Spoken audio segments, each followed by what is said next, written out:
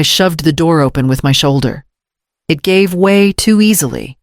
No lock, no chain, just a quiet creak like it had been waiting. The house was cold, the kind of cold that sinks, not just settles. I stepped inside. The lights were off. The silence wasn't normal. It was the kind that pressed against your chest. Daniel. My voice cracked. Nothing. I moved forward. The couch was sideways, one arm tilted like it had been shoved. A broken mug lay in pieces by the rug. Coffee stains, long, dry, crusted dark.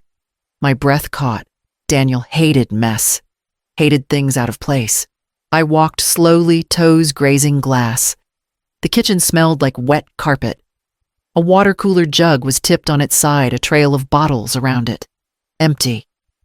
The kind of empty that meant someone had drunk straight from the source. The air was thick.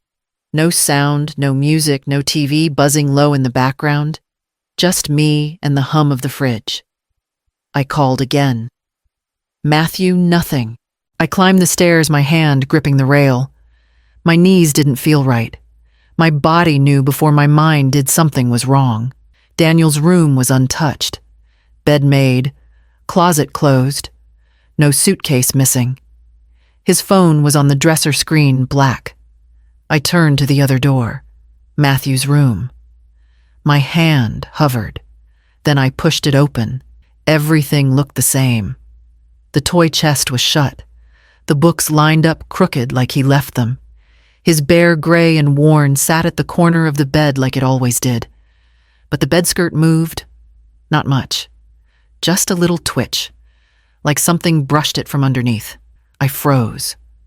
For a second, my breath stopped. Then my heart took off fast and loud. I didn't move. I stared. The bed didn't move again. But I'd seen it. Matthew, I whispered. Nothing. I backed out of the room, handshaking as I pulled out my phone. Fumbled the screen. Typed the number wrong twice. Got it right the third.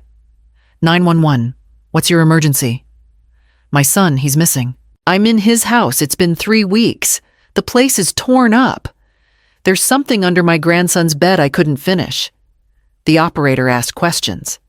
I gave the address. 10 minutes later, red and blue lights flashed through the windows. 2 officers entered with me. I pointed up the stairs. In there, I whispered. The taller one knelt down beside the bed. His voice was calm. Is someone under there? Nothing. They looked at each other, then lifted the frame in one quick motion. There he was, Matthew, curled up, small, too small.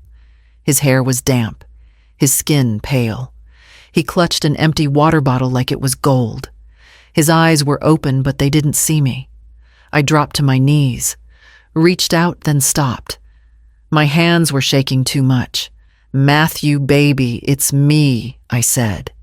He didn't blink, didn't move. The officers exchanged looks. One radioed for medical. I couldn't cry. Not yet. I sat there, my knees on the hardwood, staring at the boy I used to chase through sprinklers, now silent and thin as air. Something had happened here. Something worse than I could name. And Daniel, my son, was nowhere. I followed the ambulance to the hospital, still gripping the edge of my coat like it could anchor me. I gripped the edge of the counter. My knuckles turned white. The sink was overflowing. Plates stacked sideways. Mugs stained. Forks crusted with dried pasta. Daniel never left dishes. Not even overnight. I turned the faucet. Nothing. Just a hollow click. The water had been shut off. The coffee pot was half full. Cold. The kind of cold that only comes after days of waiting. I poured it down the drain, watching it swirl. My hands shook. My arms ached. My jaw locked.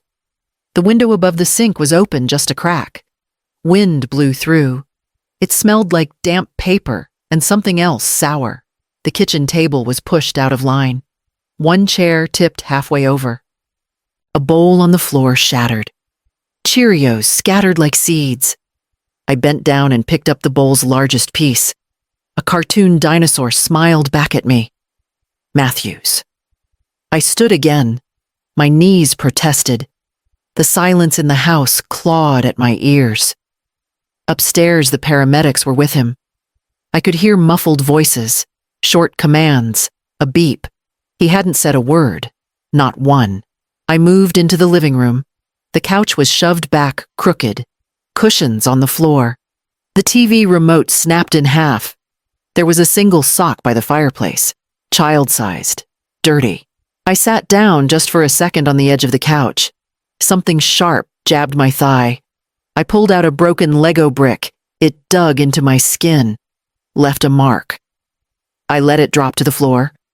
The officers had left. One stayed in the car. One stood by the porch, waiting, watching. I turned back toward the hallway. The pictures on the wall hung uneven. One frame had fallen. The photo inside cracked. Daniel and Matthew at the zoo, both smiling, both whole. I picked it up, ran my fingers over the glass. Someone had stepped on it. The shoe print was still faintly there. The hallway light flickered when I flipped the switch. I turned it off again. The fridge was buzzing, empty. Just an old takeout box and a bottle of expired milk. The trash bin overflowed with plastic wrappers, fast food bags, and one white envelope torn. It had the logo of the insurance company. I didn't pull it out. Not yet. I checked the back door. Locked. Bolted. The front. Still slightly ajar. I closed it gently, then sat down at the kitchen table. Just for a moment. The table felt sticky. I wiped it with a napkin from my purse. It came back brown. I stared at the door to the garage. Should I check? Should I wait? I opened it. Darkness. The automatic light didn't turn on. I reached for the switch. Flicked it twice. Still nothing. The garage smelled like rubber and oil. Daniel's car was there, so he hadn't left. I closed the door again, and that's when I heard the small, fragile sound of Matthew's voice upstairs. A whisper. Croaked. I ran. 2 steps at a time, my heart thudding. He was sitting up, just barely. The nurse held him steady. His mouth moved again. I leaned in, close. He whispered one word, Dad. Then his eyes rolled back and he collapsed into the pillow again. I opened Daniel's door. It didn't creak. It didn't resist. It just swung open like it had nothing to hide. The bed was still made. Corners tucked, pillow untouched. The comforter smooth. I didn't move at first. Just stood there, watching, listening. The air was stale, like a hotel room no one had slept in. I stepped in. My feet barely made a sound on the carpet. His phone sat on the nightstand, face down. I picked it up. Cold. I pressed the power button. Nothing. Dead. No charger in sight. I opened the drawer. Empty except for a half-used pack of gum and a broken pen. I checked the closet. His jackets were still there. Dress shirts lined up, buttoned and stiff. Shoes on the floor, neatly paired. One pair missing his sneakers. I knelt by the dresser. Third drawer, his usual spot, for receipts and loose change. A folded slip of paper stuck between the socks. I pulled it out. Gas station. $42.18. 3 weeks ago. The day before the silence started. I unfolded his hoodie on the chair. Nothing in the pockets, just lint and a movie ticket stub from months ago. I checked the trash bin. Nothing but tissues and an old toothpaste box. His watch was gone. Wallet, too. But he hadn't packed a bag. I sat on the edge of the bed, pressed my palm into the mattress. Firm. Undisturbed. I opened his laptop. It needed a password. I didn't have it. The drawers on his desk held nothing but blank notebooks and paper clips. No notes, no messages, no calendar reminders. I checked his bookshelf, still alphabetized. He liked order, liked structure. But the silence here was screaming. I opened the window. Air rushed in. Dust moved across the sill. I stepped back, closed it again. Back downstairs, the officer asked if I'd found anything. I handed him the receipt. That's the last dated thing I could find. He nodded, wrote something in his notebook, then asked gently, "Was your son depressed?" I stared at him. "No," I said. He was tired, but not gone. He nodded again, didn't press. At the hospital, I watched Matthew breathe, shallow, rhythmic, his fingers twitching every few minutes. The nurse told me he might wake again tonight, or tomorrow, or not at all. I sat beside him, pulled the blanket up to his chin, brushed his hair with my hand. "Where's your daddy, baby?" I whispered. He didn't move. I closed my eyes, tried to picture Daniel's last words, his last message. There hadn't been one. Only silence. Not even a voicemail. Not even a missed call. I reached into my purse, pulled out the broken Lego piece I'd pocketed earlier. It was red. One corner chipped. I placed it beside Matthew's hand. He didn't reach for it, but his breathing deepened. And somewhere outside the room, a phone rang. I slammed my thumb against the screen. The call rang once, twice, 3 times. Jessica answered on the 4th. Her voice was flat. "Eleanor." "It's been 3 weeks," I said. My throat hurt from holding back everything. "Daniel's gone. Matthew was under the bed. He's not speaking." Silence. Then a soft exhale like she was blowing smoke. "They're probably just away. You know how Daniel gets." "No." My voice sharpened. "He doesn't disappear. Not like this." "Eleanor," she said, drawing my name out. "You're panicking again. He's fine. Maybe you should get some rest." I gripped the phone so hard my fingers cramped. "Jessica, I'm at the hospital. Matthew's here. He's dehydrated. He hasn't said a word." She clicked her tongue. "I'm busy.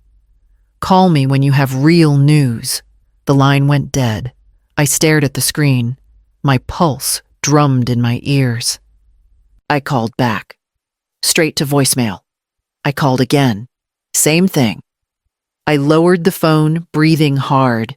She knew. I could hear it in her voice. She knew something. I sat down next to Matthew's bed. My knees felt weak. The nurse adjusted his IV. I brushed his hair back.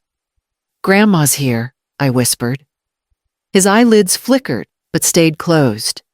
I opened my purse, pulled out the receipt from Daniel's room, ran my thumb over the faded ink. 3 weeks ago. Gas station on the south side. I slid it back into my wallet. My hands wouldn't stop shaking. I dialed Jessica again. Voicemail. I left a message. My voice low steady. "If you know where Daniel is, call me." I hung up and stared at the hospital wall. Memories pressed in. Daniel at 8 running into the kitchen with muddy shoes. Jessica in those early days blushing when I showed her a recipe. The wedding. The first Christmas. Matthew's birth. Then the fights. The debts. The late-night calls from Daniel. "Mom, she's in trouble again. Don't tell anyone." I pressed my fingers to my temples. My chest hurt. I stood and walked to the window. The parking lot glowed under yellow lights. Police cars came and went. A young officer from earlier entered the room. "Mrs. Carter," he said quietly. "We're filing a missing persons report. We'll need a full statement." I nodded. "Not now," I said. "I'm not leaving him alone." He hesitated, then left. I sat back down. My chair scraped the floor. Matthew shifted, his fingers twitched, his lips moved. I leaned closer. "Sweetheart." He whispered something, too faint to catch. I pressed my ear to his mouth. One word. "Storm." Then he went still again. I straightened slowly. My heart pounded. "Storm." I picked up my phone. Opened the weather app. 3 weeks ago. The night of the storm. I thought of the neighbor's security footage. The man with the bag. The light flickering on and off. Jessica's voice came back to me. "He's fine. You're panicking again." I turned to Matthew. His hand had curled around the red Lego brick. I reached out and covered his fingers with mine, waiting for him to speak again, as the IV dripped steadily beside us. I knocked on Mrs. Rose's door. Hard. Twice. She opened it halfway, her eyes wide behind thick glasses. I need the footage, I said. From the night of the storm. She nodded slowly. I kept it, she whispered. Didn't know who to give it to. Inside the living room smelled like mothballs and lemon cleaner. Her television played a muted weather report. She shuffled to the corner and pulled out a small flash drive from a drawer. It's all there. Motion sensor picked up something around midnight. She plugged it into her laptop. The screen blinked. Then the porch view loaded. Rain slammed sideways. Lightning flashed. The timestamp read 12:04 a.m.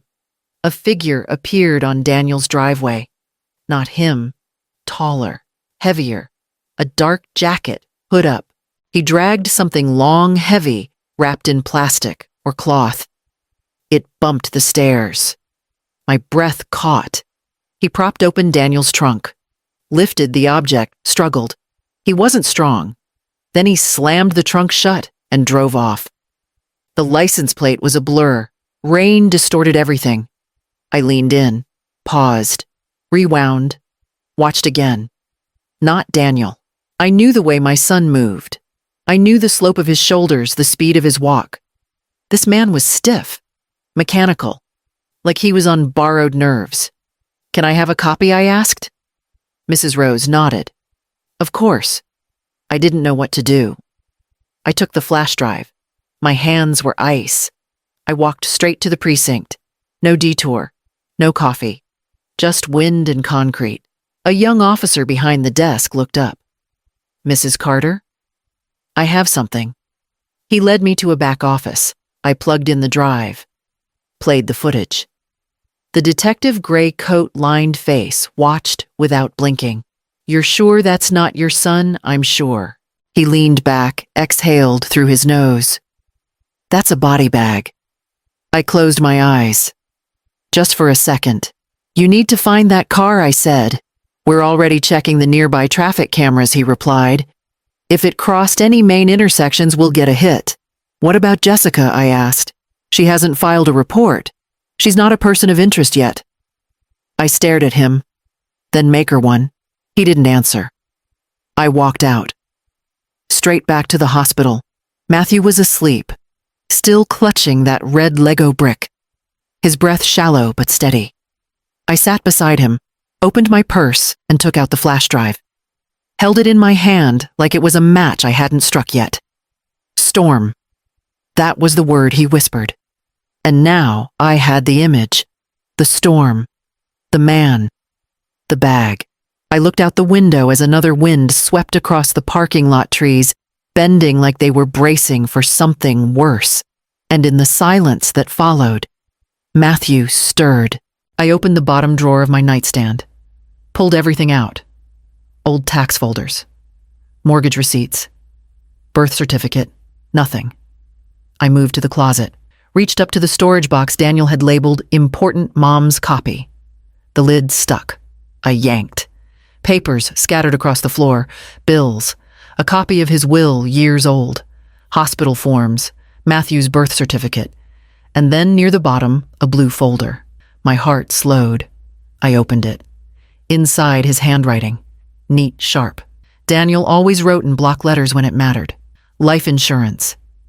In case anything happens. The date in the corner 4 years ago. Back when they were still married. I flipped the page. Policy amount $500,000. My throat tightened. Beneath that, the section for beneficiary. Jessica H. Carter. Spouse. Still, I stared at the paper like it might change if I looked long enough. But the ink stayed the same. I flipped to the last page. No update, no amendment, no second name. Just her. He had never removed her. Not after the divorce. Not after the custody battle. Not after the restraining order she once tried to file against him. I sat back cold, crawling into my spine. He changed the locks. He changed the emergency contacts at Matthew's school. He even changed banks. But this he left untouched. Did he forget? Or did he leave it for some reason? I read the page again. Every clause, every line, Automatic payout upon death. No contest clause. Claim can be filed electronically. She knew. Jessica knew. I pressed the folder against my chest. If something happened to him, if someone made it happen, she'd get everything. I stood, walked downstairs, called the detective. I found something, I said. You need to see it. I didn't wait for him to come. I scanned the document, sent it to the precinct email, then printed a copy. I put it in a sealed envelope, slid it into my purse. Then I sat down and wrote out a list. 1. Contact lawyer. 2. Request Daniel's bank records. 3. Secure hospital footage. 4. Watch Matthew closely. I underlined the last line. Matthew hadn't spoken again since that night. But I saw something shifting behind his eyes. He knew more, and maybe he was ready to say it. I folded the blue folder and tucked it under the drawer liner where no one would find it. Then I brewed a pot of coffee, poured it into a thick white mug, and watched the drip pool slow. Jessica hadn't just taken my son. She'd bet on staying hidden behind silence, behind paperwork. She thought I didn't know the game. But she was wrong. Because Daniel had once told me years ago during a long drive home from court, if anything happens, Mom, everything's in the blue folder. You'll know what to do. I looked at the envelope in my purse. I knew exactly what to do. I bought the burner phone at the corner pharmacy. Cash, no receipt, no name. At home, I slipped in the SIM, opened a fresh message thread, and typed slow. Jessica Carter, this is a courtesy reminder. Your repayment window is due. Confirm the disbursement date. I stared at the screen, watched the blinking cursor. 3 minutes passed. Then she replied, I told you I'll have the money in 2 weeks. Don't text me again. No question, no confusion. She knew exactly who I was pretending to be. I stared at her reply until my vision blurred. 2 weeks. That was the same night Daniel disappeared. The same night the neighbor saw a light flick on then off. The same storm. She'd timed it. I forwarded the exchange to myself, encrypted it, printed a copy, and tucked it into the folder beneath the insurance draft. Then I texted again. The lender is growing impatient. You were clear about the policy payout. Confirm claim status. She took longer this time, 12 minutes. Then it's processing. I'll get what's mine. Stop threatening me. I sat back, phone in hand. She was collecting. I opened the website of the insurance company, logged in using Daniel's old credentials, ones he once gave me when I helped him set up the policy. I searched recent activity. There it was. Claim filed. Date 2 days ago. Filed by Jessica H. Carter. Status pending verification. My hands gripped the table. I felt every muscle tighten. She hadn't waited for a body. She didn't need to. The clause allowed presumptive filing after 2 weeks with police report and supporting documents. She had filed it, while Matthew lay in a hospital bed, while Daniel was still classified as missing. She was claiming him like a lost bag. I closed the laptop, sat still. Then I called the detective, told him everything, the texts, the burner, the insurance portal. He paused, then said, I'll escalate it to fraud. She's no longer just a person of interest. I nodded, though he couldn't see me. You might have just cracked her timeline, he added. I hung up, then opened Matthew's bedroom door. He was awake, still, sitting up, eyes open, hugging his bear. Matthew, I said, gently sitting beside him. Do you want some water? He didn't move. I handed him the cup. His hands took it slow, like someone learning the shape of objects again. He drank. A little. Then whispered. I heard her voice. My heart thumped. Whose voice, sweetheart? He swallowed. Looked down. She said, Don't make me come in there. He didn't say her name. He didn't have to. I put the cup down, pulled the blanket over his legs, and stayed beside him until his eyelids sagged. She had been in that house. I stood, walked out, and opened the blue folder again. Next on my list, the policy investigator's name. If Jessica was planning on walking away with $500,000, I wanted to be the one standing in her way. I parked 2 blocks away, walked the rest. The lawyer sat where he said he would second bench past the fountain under a sycamore. Gray slacks, worn blazer, no tie. A coffee in one hand, manila folder in the other. I sat beside him. Didn't speak. He glanced over. Nodded once. Eleanor. Gavin. Daniel met him back in undergrad. They built a business plan once some startup that never launched. The friendship outlasted the failure. He passed me the folder. You were right. She filed a presumptive death claim with incomplete documentation. If the company approves without a body, it's on shaky ground. She knew that window. He nodded. She's betting no one fights it.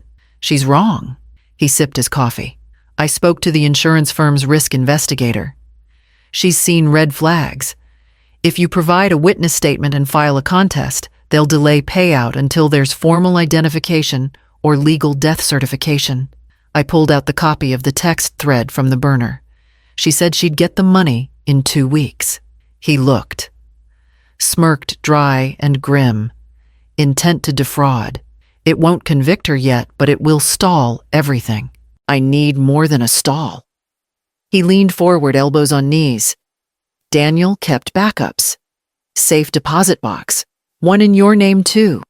At the South Bank branch. He listed it 6 months ago. My chest tightened.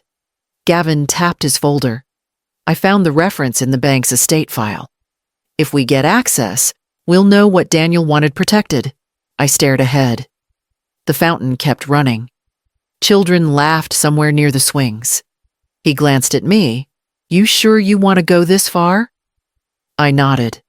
I've already gone further. He let the silence settle, then said, I'll handle the claim contest paperwork today. I won't charge you right now. I turned to him. No favors, I said. He looked at me. It's not a favor. It's loyalty. Daniel deserved better. I nodded. So does Matthew. He stood. Slipped the folder into his bag. You'll need to show ID at the bank. And a key if he gave you one. I remembered the old metal tin Daniel left in my attic. Said it was just old receipts. I'd never opened it. I might have it. Check tonight. If it's there, we go in tomorrow. He started to walk away, then paused. Eleanor, I looked up. If this opens what I think it opens, we won't need to prove Jessica did it. We'll make her prove she didn't. He left. I sat a few minutes longer. The weight of the moment pressed down on my spine like a coat too heavy to take off. Then I stood, walked back to the car, and drove straight home. The attic stairs creaked under my feet. I pulled down the tin, carried it to the kitchen table. Inside, tax files, old keys, expired IDs, and one tiny envelope. Thin, labeled in Daniel's handwriting, Deposit Key, South Bank. I held it between my fingers. Cool. Solid. Heavy with the kind of truth that ends stories. I placed it next to the blue folder. Tomorrow the lock would turn. I dumped the toy chest onto the carpet. Blocks clattered. Plastic soldiers rolled. A tiny red car bounced off my foot. I ignored the mess, dug with both hands. Something had shifted under the lid earlier when I moved the chest to vacuum. A sound too heavy for toys. Near the bottom, under a layer of stuffed animals, I found it. A green Matchbox truck. Heavier than it should have been. I pried it open. Inside a small USB. No label. No string. Just cold plastic, hidden like a secret he wasn't ready to tell. I walked it to my laptop. Plugged it in. 6 folders. All titled with dates. The most recent 3 weeks ago. The night Daniel disappeared. I clicked. Audio. 10 minutes. I hit play. Jessica's voice first. Sharp, angry. Don't lie to me, Daniel. I know you've got something set aside. You owe me. A pause. Then Daniel. Calm but strained. I owe Matthew, not you. Then a crash. Something shattering. Matthew's voice next, small, panicked. Dad? Daniel again, louder now. Go to your room, buddy. Please. Jessica yelling. I gave you everything. You think you can just cut me out? You cut yourself out, Daniel snapped.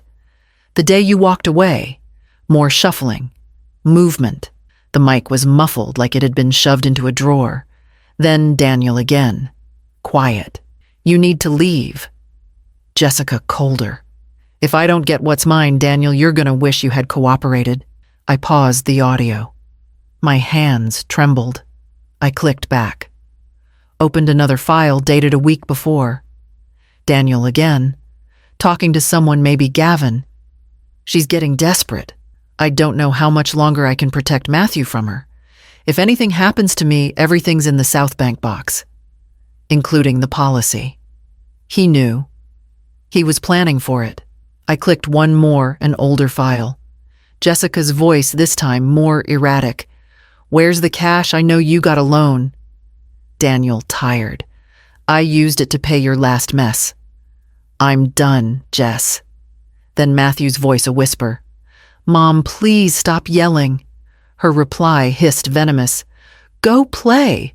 Grown-ups are talking. The audio ended with a door slam. I closed the folder, sat back. He'd saved it all.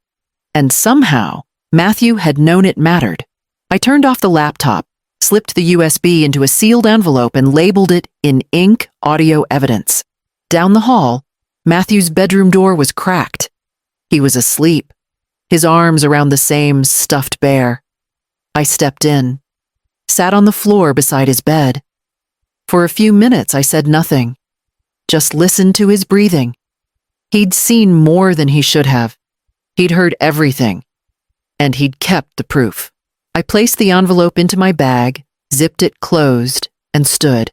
The next morning, that USB would go to the detective. But tonight, it stayed with me. I woke to the vibration of my phone. A new email from the insurance company. Subject line transfer authorization notification.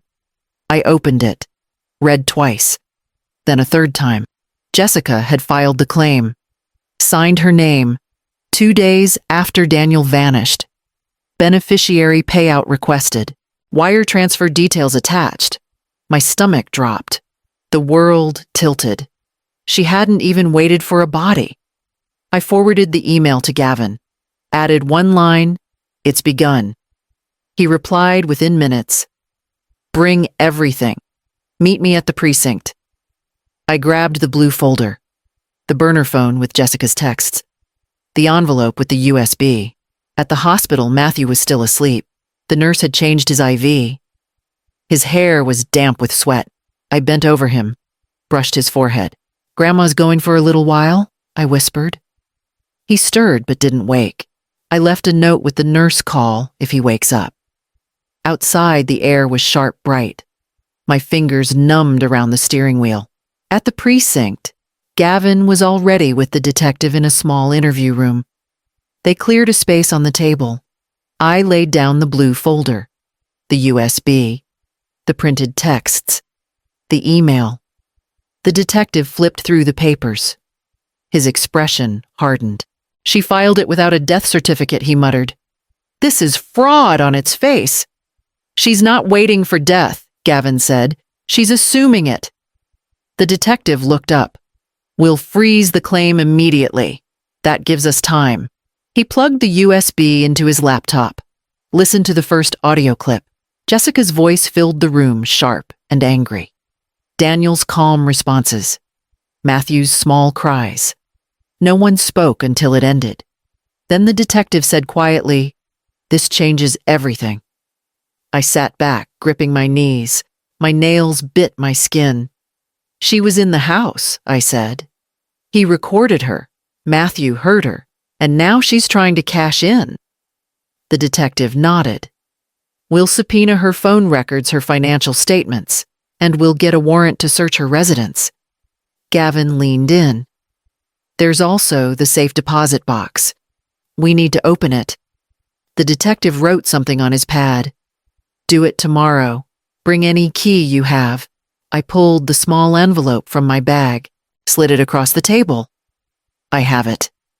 His eyes flicked to mine. "Good. That might be where he kept the final piece. I exhaled. My shoulders slumped. For weeks, I had been chasing ghosts' whispers and absence louder than a scream. Now the pieces were turning into shape, but the shape hurt to look at. The detective closed the folder. We'll act on this right away. For tonight, stay close to your grandson. He may still tell us more. I nodded, collected the documents back into my bag. Outside, the wind was colder, the sky low and gray. I drove back to the hospital, parked, sat for a moment with my hands on the steering wheel. Matthew had recorded everything. Daniel had hidden everything. Jessica had tried to erase everything. I stepped out of the car, walked toward the entrance, and felt the envelope with the deposit key press against my palm as if it were waiting to be turned. I printed 3 labels, typed, sealed, and stamped them. No return address, no handwriting, nothing they could trace. 1 envelope to the police, 1 to the insurance company's fraud division, 1 to the downtown business tower where Jessica worked as an assistant manager for a private medical firm. Inside each, a clean USB with 3 audio files. No edits, no commentary. Just Jessica's voice demanding money, threatening, screaming. Daniel's responses. Matthew's muffled sobs. I drove across the city before sunrise.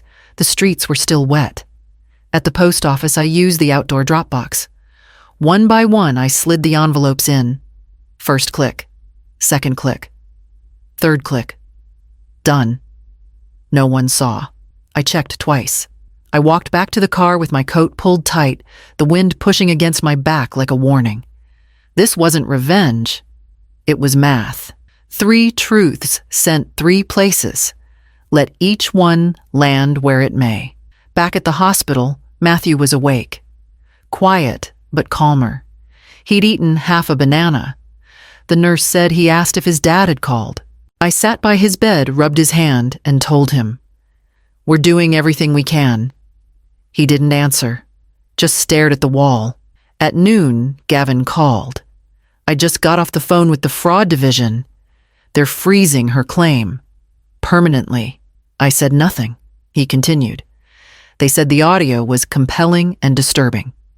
Their words. Good. He added, "We've also sent a request to Jessica's employer. If she's using work resources for any part of this." I already knew where he was going.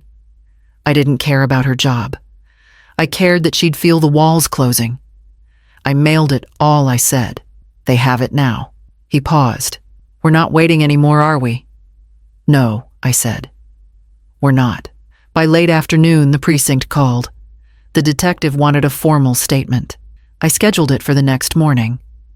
I looked at the clock, then at the boy on the bed. Jessica didn't know yet what was coming. The fraud notice hadn't hit her inbox. Her employer hadn't opened their mail. The detective hadn't rung her doorbell. But it was all in motion. After dinner, I stepped out to the hospital lobby, found a quiet seat by the window, and opened Daniel's old folder again. There was one form I hadn't noticed before. A notarized letter, unsent. His handwriting neat-clipped, to be used in the event of a contested insurance claim. He had prepared for this.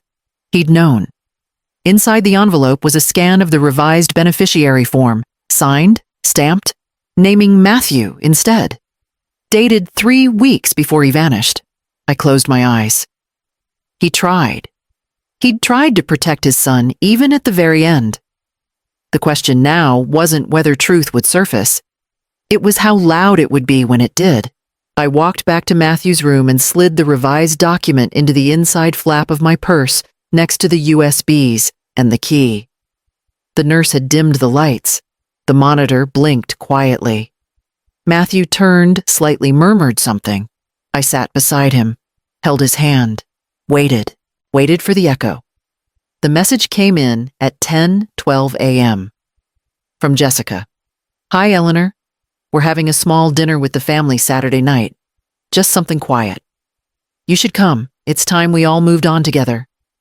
I stared at the screen, read it twice, then typed back one word. Of course.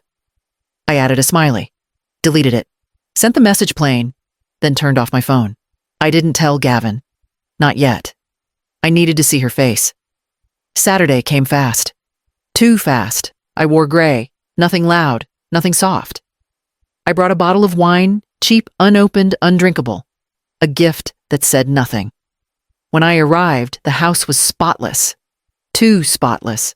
Fake flowers, bleach in the air, no sign of the chaos from weeks ago. Jessica greeted me like a game show host. Big smile, bright earrings, lipstick red enough to choke on. She hugged me. Too long. Eleanor, she said. You look rested. I smiled. And you look like someone who just got a check. Her smile flickered. I followed her in. The living room was full, her sister, some aunt I barely remembered. 2 neighbors I hadn't seen in years.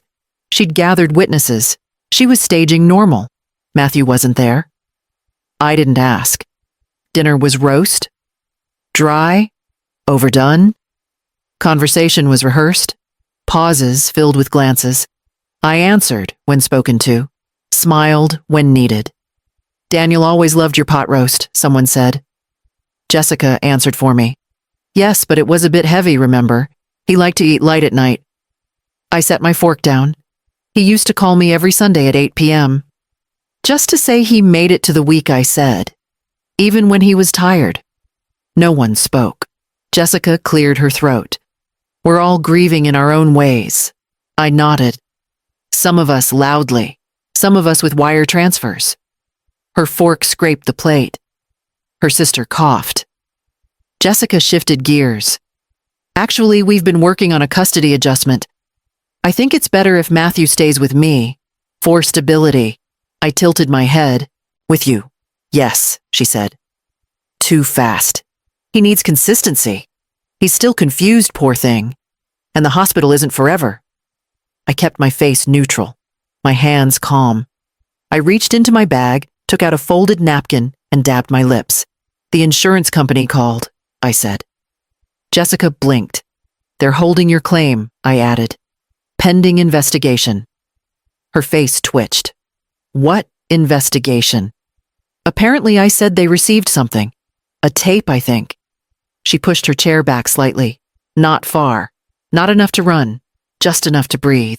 I don't know what you think you're doing, she said, the smile finally cracking. But none of this will hold up. I looked around the table. Every face frozen. I leaned in. I'm not doing anything, I said. I'm just attending dinner. She opened her mouth, closed it, looked around. No one moved. I stood. I think I've had enough roast, I said. You enjoy the rest. And I walked to the door without looking back. Behind me, I heard the wine bottle tip and fall. It didn't break. But silence did. Matthew slammed the marker down. I looked up. He was hunched over the kitchen table, silent, focused his tiny hand clutching the blue Crayola so tight his knuckles whitened. Everything okay? I asked. He didn't answer. Just grabbed a red, then black. He wasn't coloring. He was carving with color, lines sharp, movements stiff. I put down the sponge, walked over, stood behind him. He didn't stop. I watched the shapes form rectangle door rug couch too specific for pretend. Then the people, 3 of them, one small crouched, one tall flat on the ground, one standing over. I leaned closer. Who's that sweetheart? He paused. That's Daddy, he said, tapping the man on the floor. My stomach clenched. And this? My mom, he said, voice even, no emotion, and him. Matthew hesitated. He was with her. He was mad. I felt every hair on my arms rise. He grabbed another marker, wrote something on the corner of the page. I squinted. Rain, it said. And below it, no sound. I sat down beside him. Can you tell me what happened? He kept coloring. I was under the bed. Daddy told me to hide. He reached for yellow, drew a small square in the corner light coming from a lamp. I saw feet. I saw Daddy fall. He paused, looked up at me. He didn't move. My throat tightened. Did your mom see you? He shook his head. No. I was quiet. He slid the drawing toward me like it weighed 100 pounds. I didn't know what to do, he whispered. I picked up the paper. It shook in my hands. Can I keep this? He nodded. I stood, walked to the drawer, slipped it inside a folder already marked evidence. My fingers lingered on the edge of the folder. Not because I hesitated, but because I had just been handed a truth no adult had dared say out loud. Matthew went back to his cereal, chewed like nothing happened. I poured myself a cup of coffee, sat back down across from him, watched the spoon swirl in his bowl. Outside, rain started again, just like the night Daniel disappeared. But this time, there was sound, and I was ready to make it louder. They found it, wrapped in thick black plastic, stuffed in a dumpster behind an abandoned warehouse 2 blocks from Jessica's old apartment. A janitor called it in, thought it was a pet, said the smell made him gag. It wasn't a pet. It was Daniel's blanket, the one from his couch, the one I crocheted for his first apartment with navy and gray stripes. I recognized the stitching through the plastic. I told the officer. He didn't believe me. The lab confirmed blood. They didn't tell me whose. They didn't have to. Jessica didn't flinch when they came to ask her questions. Blanket? I haven't seen that thing in years, she said. She smiled, shrugged. People lose things. They mentioned the dumpster, the plastic. She laughed. Well, if I were going to throw something out, I'd use a bag. Am I under arrest for cleaning now? I watched her from the hallway, still smiling, as if Daniel never existed, as if a blanket wasn't a body's last witness. I walked out before I screamed. That night, I boiled water and scrubbed my own kitchen floor. The tiles weren't dirty. I needed something to do, something to clean, something to control. Matthew sat at the table eating dry cereal with a fork. He hadn't asked about the drawing, hadn't said the word Dad. I didn't either. I opened the manila folder, looked at the photo of the blanket again. Soaked, matted. The yarn had unraveled in places like it had tried to fight back. The officer had called it Item 217B. I called it the thing Jessica couldn't erase. She thought plastic meant forgotten. She thought bleach and distance and charm would keep the blood from whispering. But evidence doesn't care who smiles. It waits. And now it had spoken. I closed the folder, filed it away, then picked up my pen and added one more line to the timeline I was building. Day 21. Blanket recovered. Blood confirmed. Jessica still laughing. I underlined still. Then I picked up the phone and called the detective back. I set the envelope on my lap under the tablecloth. My fingers pressed into the paper until the corners bent. Jessica's dining room was too bright. Overhead, light sharp as a stage lamp. Plates lined like props. Her sister at one end. 2 neighbors at the other. All of them invited to witness moving on. Jessica poured wine into everyone's glasses. Her smile was stretched teeth showing, but no warmth. Let's toast, she said. For Matthew's recovery. For family. I lifted my glass but didn't drink. Thank you for inviting me. I said, my voice calm. It's been a long month. She nodded. We all just need closure, Eleanor. I looked at her. Closure. She reached for the roast. We can talk about custody after dinner. It's better with everyone here. No secrets. I placed my glass down, slid the envelope onto the table. Good, I said. No secrets. The room went still. I opened the envelope, spread out the pages. Insurance documents first. Jessica's name highlighted in yellow. Claim filed 2 days after Daniel vanished. Her sister frowned.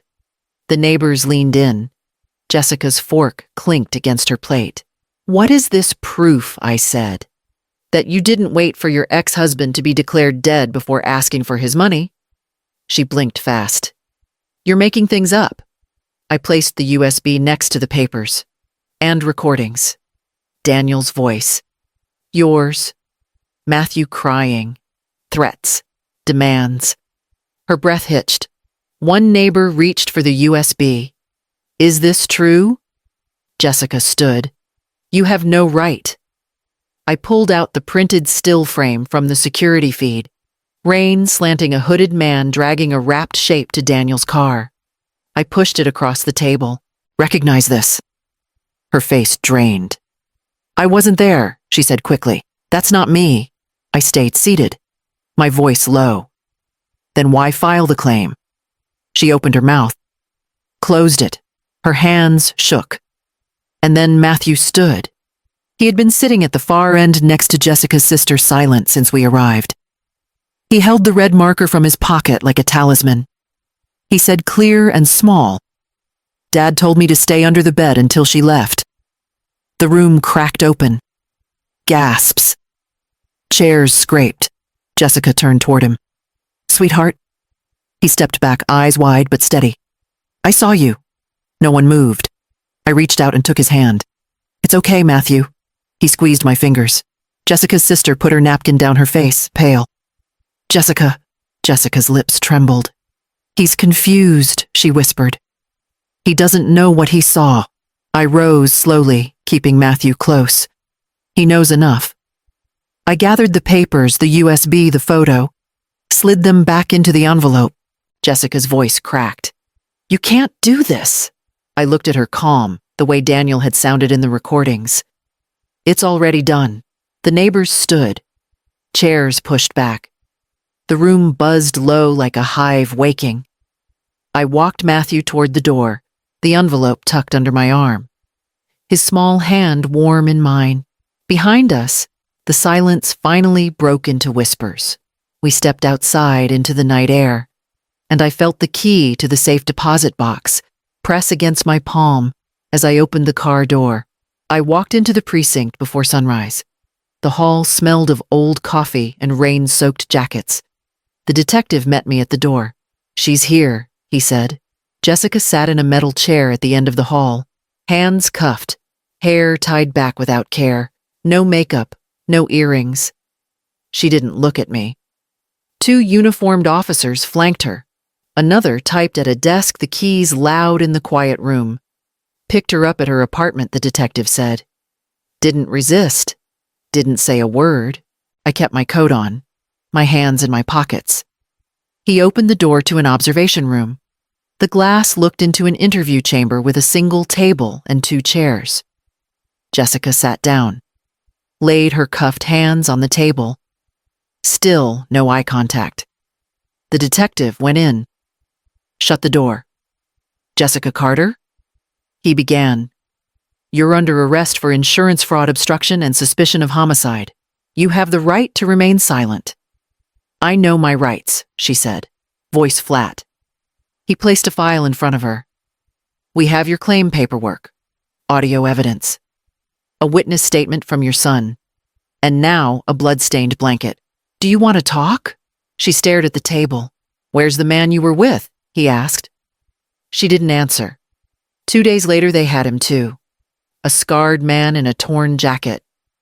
Picked up at a bus station on the edge of town.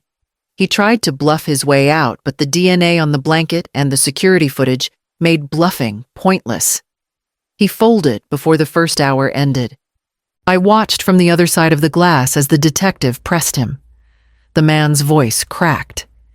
He admitted everything except the push. Said Jessica planned it all. Said he was just there for the job. Jessica still hadn't spoken. I sat in a plastic chair outside the interrogation room. Matthew's drawing folded in my bag.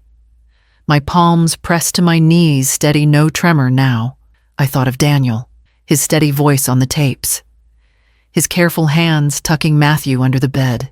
His blanket now sealed in an evidence bag. This wasn't closure. It was a slow turning of a wheel. The detective stepped out. We'll file the murder charge as soon as the DA signs. You did good bringing us this. I shook my head. I didn't do anything. Daniel did. He nodded once. Then you did right by him. I left the precinct. The sky outside was gray and heavy, like the air before a storm. Matthew was at the hospital with Gavin coloring at a small table in the waiting area. He looked up when I came in. "Grandma." I crouched down, touched his shoulder. "It's moving, sweetheart. It's almost over." He leaned into me, head against my chest. I held him eyes open, already thinking about the next place I had to go, the safe deposit box, waiting with whatever Daniel had left inside. I stood when they called her name. Jessica shuffled in, wrists cuffed, chin up like she still owned something. The courtroom hushed. Even the bailiff lowered his voice. She saw me. Saw Matthew. Flinched. We sat front row. My fingers wrapped around his steady. He leaned against me, quiet. Watching. The judge entered. The room rose. Then silence fell again, thick and still. They played the tape. Daniel's voice filled the courtroom. Calm. Firm. "You've already gotten more than you deserve, Jessica. No more. I won't give you anything else." Her voice followed, sharp, rising. "Then you'll regret it. I swear you will." The jury didn't move. Matthew blinked hard, but kept his eyes forward. The prosecutor didn't pause. "We have audio, surveillance, DNA." He walked through each point like ticking boxes. He showed the photo of the blanket, then the life insurance paperwork, then the withdrawal attempt, then Matthew's drawing. I wanted to turn away. I didn't. Jessica fidgeted in her seat. Her lawyer leaned over to whisper, but she didn't listen. The prosecutor played one more clip. Daniel's voice. "If anything happens to me, check the house. Don't trust her." Jessica stood up. "No," she snapped. "No," he said that out of spite. "I just wanted my life back." The judge banged the gavel once. "Ms. Carter," he warned. She didn't stop. "You think I wanted this. You think I planned this." I was desperate. The room shifted. A few gasps. One juror blinked faster. Matthew's hand tightened in mine. I didn't look away. The defense lawyer slumped. Jessica pointed. "She's lying. That old woman, she's been twisting everything." The judge leaned forward. "That old woman is the child's guardian, and the one who brought us every piece of truth we're looking at." Jessica froze. "She's the reason we found your accomplice. She's the reason this child isn't still hiding under a bed." The jury looked at her now, not with curiosity, but certainty. I exhaled once. Matthew sat straighter. The rest of the trial passed like fog. Expert testimony, timeline confirmations, phone records. Jessica stayed silent after that. When the prosecution rested, no one clapped. No one whispered. The judge called for recess. I led Matthew out into the hallway, sat on the bench beneath the long window. He rested his head against my shoulder. "Are they going to take her away now?" "They are love," I whispered. "They really are." He nodded. Quiet. From inside the courtroom, I heard the chairs scrape. The door swung open. Time to go back in. I rose, held his hand again, and walked with him back toward the door. I shoved the metal door up hard. Dust spilled out with the smell of old paper and mildew. Boxes, plastic bins, a folded crib in the back. I didn't speak. Just grabbed the first box and pulled it forward. Matthew stood by the door. I told him he didn't have to come. He said, "I want to." I opened the lid. Cards, dozens, maybe 100, all addressed to Matthew. Some with glitter, some with stickers, some with drawings Daniel must have made during breaks at work. Each one sealed, stamped, never sent. I pulled one out. A green envelope with little stars. The handwriting blocky rushed unmistakably Daniel's.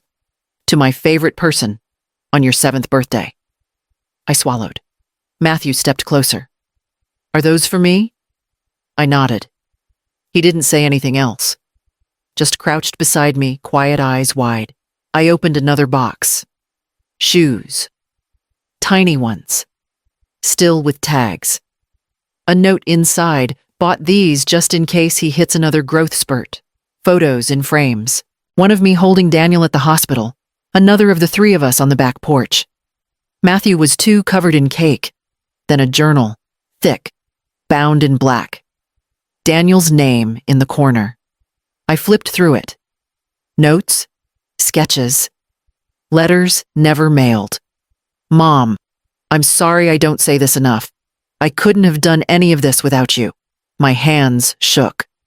I know Jessica's trouble, but I want Matthew to have a mother. I want to believe people can come back from things. I set the journal aside. Beneath it, another envelope, legal-sized, unsealed. Inside, copies of court filings, emergency custody requests, dated 3 days before he disappeared. I stared at the date, then ran a finger down the print. His signature at the bottom. Strong, steady. He was ready to protect his son. He had it all in motion. He just didn't get the chance. Matthew held up a drawing. A house, a tree, 3 stick figures. His name was written in purple crayon at the bottom. He whispered, "Dad made this for me." I nodded. We packed everything slowly, box by box. I labeled them with a marker, Matthew's photos, legal Daniel's letters. Each label was a promise. I found the last item in the corner. A wooden train, the kind that came in expensive sets with magnetic wheels. It was chipped, faded red. Daniel used to run that train along the kitchen table for hours just to make Matthew laugh. I put it in the keep box. Matthew looked up. "Can we take that one home, we will?" I said. We taped the boxes, loaded them into the car.